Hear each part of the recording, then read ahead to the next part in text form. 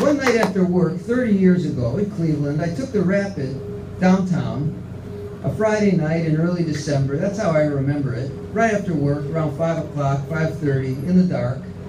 For some reason, maybe by mistake, I took the train to 25th Street instead of downtown.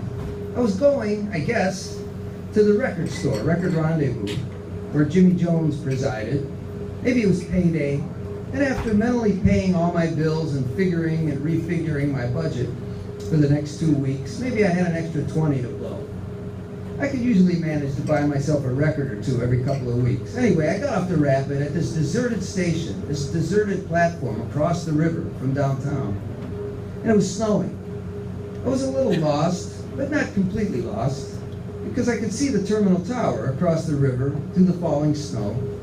I was just lost enough. And since I had nowhere to go or be that night, and I didn't have to work the next day, which opened my imagination, or dropped my defenses against imagination, and since I was accountable to no one, I started walking toward downtown. I must have dared myself to do it, just walk there. And started walking down the hill toward the river. Not that it was a long walk or anything, it was a challenge to routine, to the idea that I had to get right home, that I had to explain myself to anyone or even to myself. It was a challenge to established routes. And so I walked to the river, and then, in the dark, among the weeds, I found the mouth of an unused road along the river, and I followed it. The snow was falling in big flakes and ticking into the weeds, and through the snow I could see the terminal tower. I was lost, but not too lost.